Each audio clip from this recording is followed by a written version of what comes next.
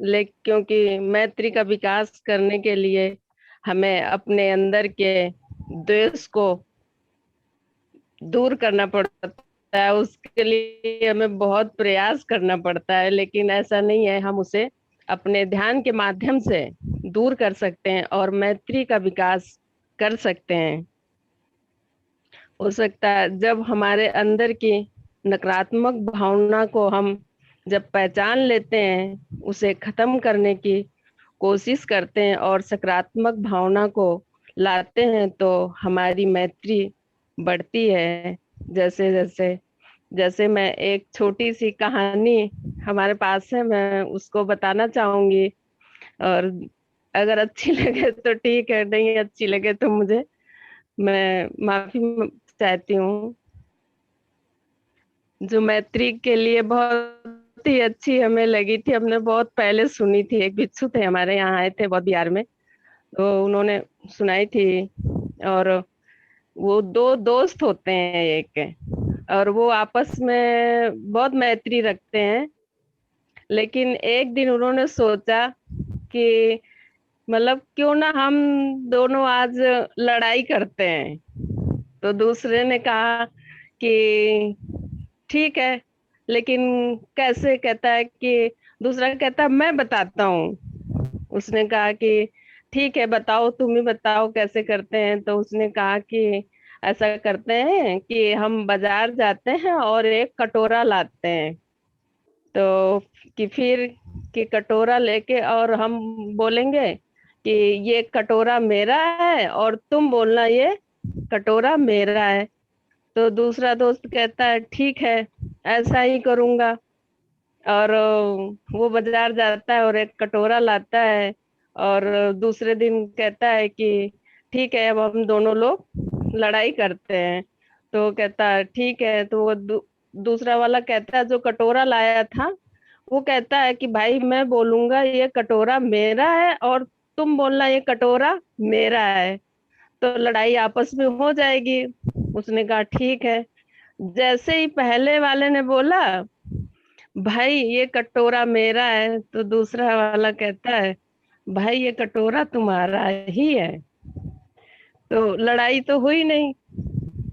और वो जो शांत स्वभाव का था, मैत्री थी, जागरूकता थी उसके अंदर, और वो शांत रहा। तो जब हमारे अंदर मैत्री का विकास हम कर लेते हैं, तो हम उसे समझ सकते हैं कि हमारे सामने वाला व्यक्ति कैसा है, और हम उसे पहचान लेते हैं। दूसरा कितना भी कोशिश करे हमसे आकर के लड़ने के लिए, या हमें किसी ने मारा, हमें किसी ने कुछ बोला, हम रोप प्रत्यारोप मतलब दूसरों के ऊपर करते रहते हैं। तो इससे मतलब जब हमारे अंदर नेगेटिव भावना नहीं होती हैं, पॉजिटिव होती हैं, तो हम लड़ाई से दूर रहते हैं और मैत्री का विकास करते हैं। और आज जैसे हमारा करनी मैत्री सूत्र का मतलब मैत्री करने योग्य गाथा है। इसमें 10 गाथा हैं। मैत्री वास्तव में क्या चीज है, ये किस प्रकार विकसित करनी चाहिए, कैसे व्यवहार में लानी चाहिए, इसके लिए हमारे इसमें 10 गाथाएं बताई गई हैं। जो कि वैसे तो पाली भाषा में है, लेकिन मैं इसका हिंदी में बताऊंगी। और कितने मिनट मुझे मतलब बोलना है किशोरी लाल जी? उषा जी, आप अभी आप 25 मिनट अधिक से अधिक बोल सकते हैं। जी जी जी। हो सकता है कम ही टाइम लगे मुझे बोलने में। Thank you. तो मैं इसकी मैं प्रथम गाथा हिंदी में बताऊंगी, पाली भाषा की तो नहीं पढ़ूंगी। इसकी प्रथम गाथा है, स्वयं के कल्याण के लिए कुशलता प्राप्त करने वाले परम शांत पद की अभिलाषा ग्रहण करने वाले व्यक्ति ने मानसिक दृष्टि से सक्षम व आत्मविश्वासी, विनम्र, कोमल, अर्थपूर्ण एवं मृदुभाषी होना चाहिए। उसका जीवन जटिल न हो, बिल्कुल सादगी भरा और सीधा धम्म मार्ग पर आरूढ़ होना चाहिए। द्वितीय गाथा। परम शांत पद के अभिलाषा ग्रहण करने वाले संतुष्ट होना चाहिए। उसने बहुत ही सारे कामों में और जिम्मेदारियों में व्यस्त नहीं रहना चाहिए। उसकी जरूरतें बहुत बहुत ही कम हो। उसने अपने इंद्रियों को शांत करना चाहिए। उसने सतर्क एवं विवेक होना चाहिए। वह परिवार, जात, वंश, भाषा, देश आदि के बारे में पक्षपाती नहीं होना चाहिए। और इसकी तृतीय गाथा। उसने छोटी भी गलती नहीं करनी चाहिए जिससे कि ज्ञानी उससे द्वेष दे।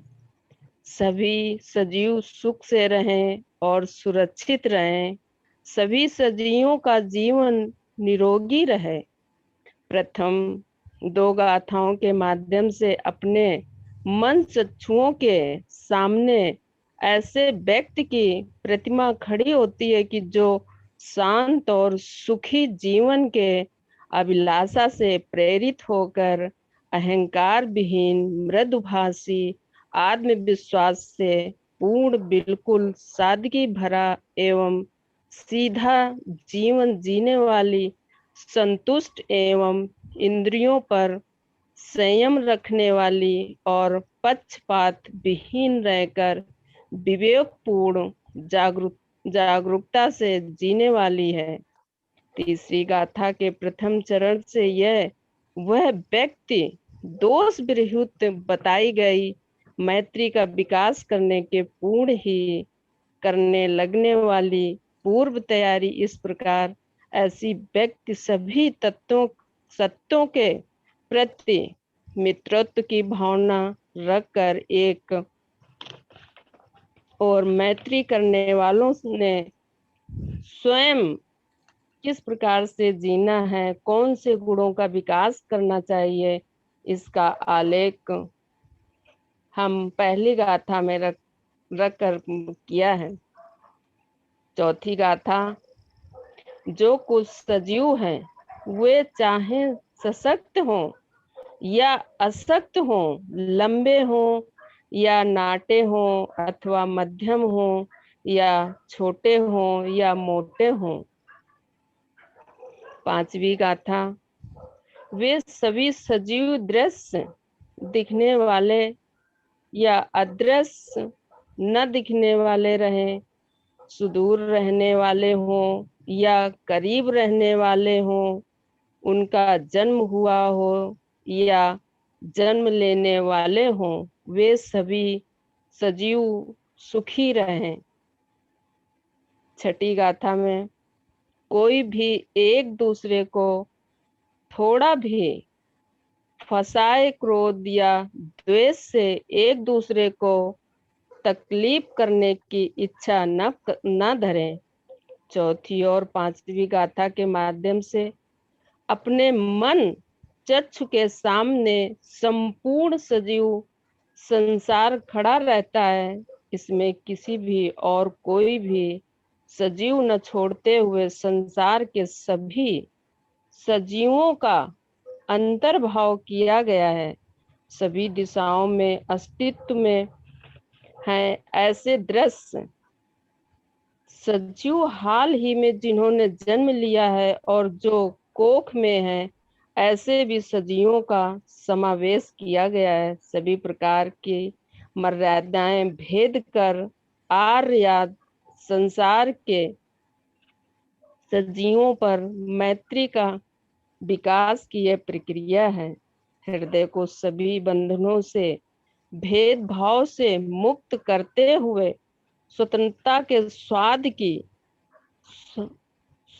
की स्वानुभूत लेने वाले मैत्री अपने पसंद नापसंद की गिनती नहीं कर सकते हैं एवं स्पष्ट करनी मीमांसा भी नहीं दी जा सकती है। वास्तव में ऊंचा अथवा नाटा, लंबा अथवा छोटा, स्थूल अथवा गहरे बदन का, सशक्त अथवा अशक्त, सूक्ष्म अथवा स्थूल, ऐसे सभी प्रकार के सजीवों को बारी बारी से मंच के सामने लाकर मैत्री भाव निर्माण करना और मन में जो द्वेष भावना उसे निकालने का प्रयास करना चाहिए। किसी के बालों की रचना पसंद नहीं होती, किसी की वेशभूषा पसंद नहीं होती, इस प्रकार की नाना विधि, मतलब कहने का मतलब चाहे वो हमारे देश, चाहे जिसकी जैसी वेशभूषा हो, चाहे कपड़े कैसे हो, और उस पे हमें ध्यान नहीं देना चाहिए।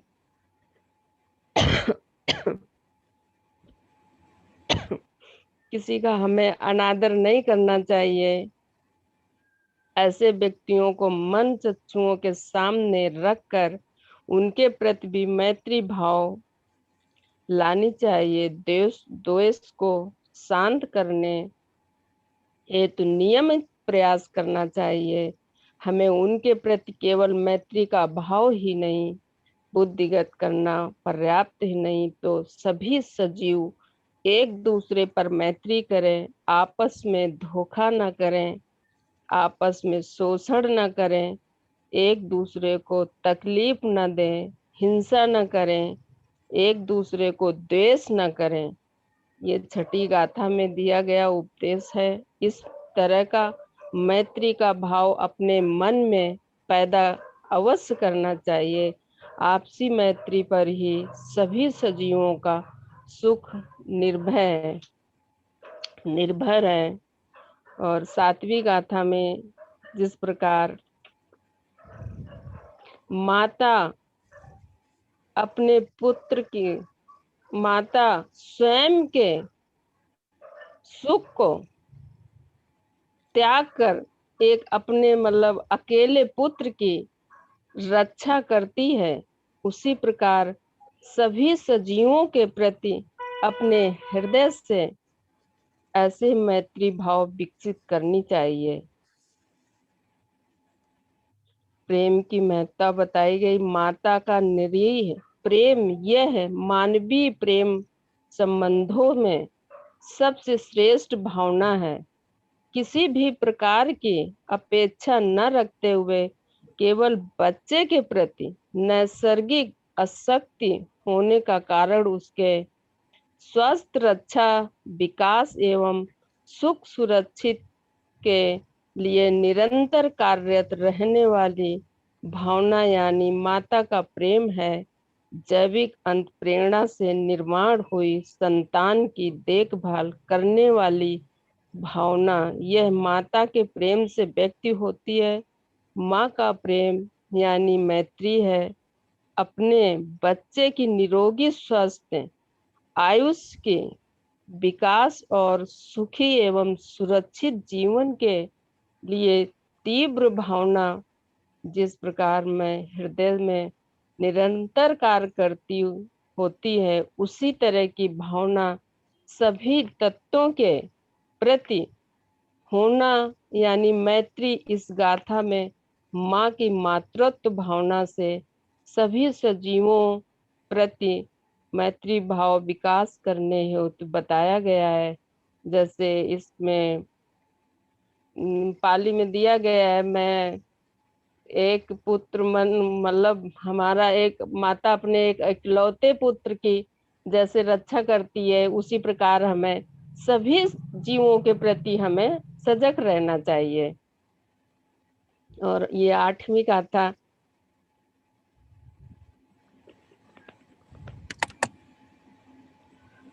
सभी संसार के सभी सजीवों के प्रति। उषा जी माइक बंद हो गया है आपका। सॉरी, कैसे फोन आ गया था। मैत्री के विचारों से और हृदय अमर्याद मैत्री भावना से उमड़ जाना चाहिए। किसी को भी शत्रु नहीं समझना चाहिए एवं सभी के प्रति अशत्रुता की भावना रखना चाहिए। किसी भी रुकावटों के सिवाय 10 दिशाओं को मैत्री प्रवाह प्रवाहित रखना चाहिए। जाति, धर्म, संप्रदाय, भाषा, संस्कृति, देश सभी प्रकार के भेदों को भेदते हुए प्रचलन पाने वाली मैत्री भावना वैश्विक स्तर पर पहुंची हुई है। मूलतः सतुत हमारे अंदर ही है। अपने विचार, अपनी कल्पनाएं, अपनी प्रवृत्ति, अपनी पसंद नापसंद, इसके अनुसार जिसके साथ व्यवहार नहीं होता है वह अपना शत्रु लगता है। जो अपनी अपेक्षा पूरी नहीं करता है उसके प्रति घृणा एवं शत्रु भाव निर्माण होता है। इस प्रकार किसी को भी और किसी भी कारण से हम शत्रु नहीं समझ सकते हैं। इसके पूर्व में माँ को अपने बच्चे के प्रति जो तीव्र निरपेक्ष और पोषक रुझान सभी सजीवों के प्रति होती है, माँ का प्रेम केवल अपने बच्चे तक ही सीमित होता है और यह मर्यादित होने के कारण माँ औरों के बच्चों का द्वेष करती है। 7वीं गाथा में माँ के प्रेम की महत्ता, 8वीं गाथा में संपूर्ण संसार के सभी सजीवों पर माँ के सामने अमर्याद प्रेम करना चाहिए। यही बुद्ध का उपदेश है। यहाँ पर जैसे बुद्ध कहते हैं जिस प्रकार माँ अपने बेटे से प्रेम करती उसी प्रकार सभी सजीवों से हमें प्रेम करना चाहिए, बिना भेदभाव के, बिना जाति धर्म के। हमें नहीं ये समझना चाहिए इस जाति का है, ये उस जाति का है। हमें इन सब चीजों से ऊपर उठना चाहिए। और टाइम हो गया। ये अभी टाइम है, आप बात जारी रखिए अपनी। ठीक है, ये हमारी अभी 9वीं गाथा है। जब तक आप जाग रहे हैं तब तक एक मैत्री की स्मृति कायम रहने दो। यही सर्वश्रेष्ठ जीना है, ब्रह्म विहार है। ऐसा कहते हैं मैत्री केवल ध्यान का अभ्यास ही नहीं बल्कि जीवन मार्ग है। मैत्री यह निरंतर घटित होने वाली कृत्यशील बात है। प्रत्येक क्षण यह मैत्रीपूर्ण होना चाहिए। काया, वाणी और मन से होने वाली प्रत्येक कृति मैत्री युक्त होनी चाहिए। तभी हम शांति से नींद ले सकते हैं, शांत पद का अनुभव ले सकते हैं और सुख की अनुभूति ले सकते हैं। मैत्री भावना का हमें निरंतर विकास करना चाहिए।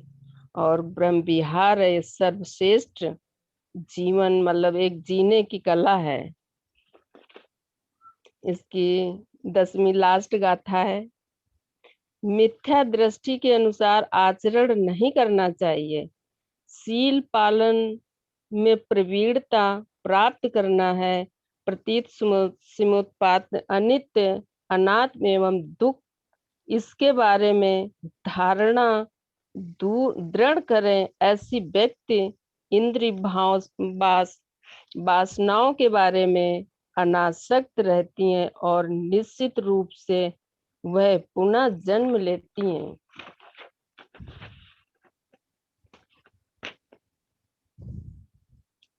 नवीं गाथा के मैत्री का आचरण करने वाला मनुष्य शील संपन्नता प्राप्त करके करेगा। बुद्ध की शिक्षा के अनुसार मैत्री यही प्रमुख शील है।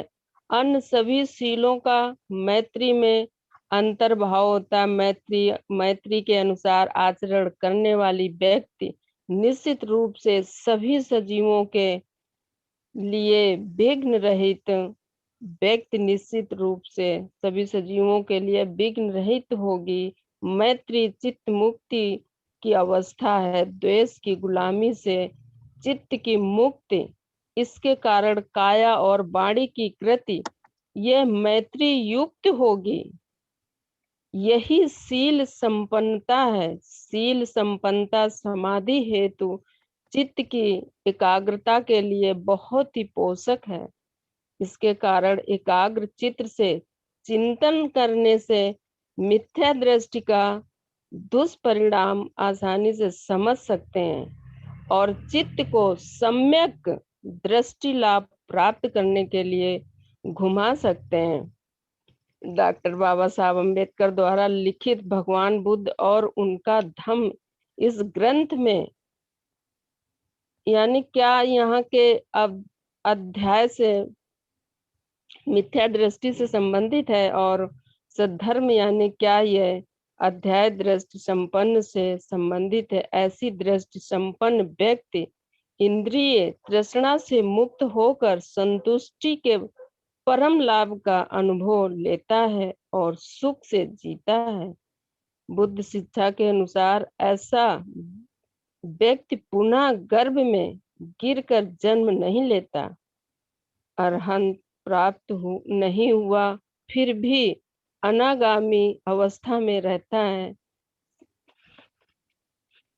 बुद्ध द्वारा दिया हुआ उपदेश करणी मैत्र सूत्र के माध्यम से हमने जानने का प्रयास किया है। बुद्ध अपनी शिक्षा के प्रति कभी भी नहीं आग्रही नहीं होते हैं। इसका अनुभव करणी मैत्र सूत्र में भी आया है।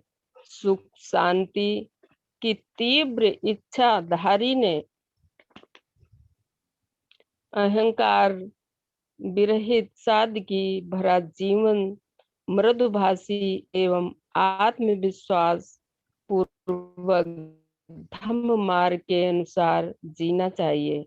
यदि सुख चाहिए तो इस प्रकार के जीवों आग्रह बिल्कुल ही नहीं। सुख की अपेक्षा करने वाले व्यक्ति पर जिम्मेदारी सौंपी गई है। सुख की इच्छा रखने वाले व्यक्ति ने किस तरह होना चाहिए, इसके लिए प्रथम 3 गाथाएं हैं। इसके पश्चात की 3 गाथाएं अनंत संसार में अमर्याद सजीवों पर क्रमबद्धता से मैत्री विकसित करने से संबंधित है। संसार के सभी सजीवों पर माँ के हृदय नुमा मैत्री करने हेतु उपदेश दिया है। जिस प्रकार संसार का कोई भी सजीव शत्रु नहीं लगेगा या किसी भी सजीव का डर नहीं लगेगा, मैत्री की स्मृति कायम रखते हुए माँ के हृदय की मैत्री सभी के प्रति पल पल में प्रवाहित रखना है।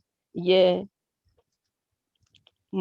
प्रथम गाथा में सुख की अपेक्षा है और अंतिम गाथा में शांत पद सुख का अनुभव है। बुद्ध अपने स्वयं के अनुभव से उपदेश दिए।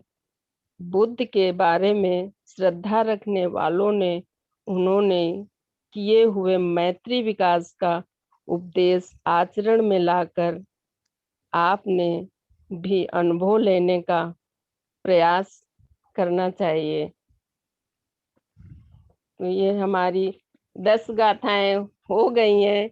और किशोरी लाल जी, क्या टाइम हो गया है हमारा? अभी और 5-7 मिनट अगर प्रवचन लेना चाहती हैं तो ले सकती हैं अभी। वैसे तो हमारी 10 गाथाएं तो हो चुकी है पूरी। और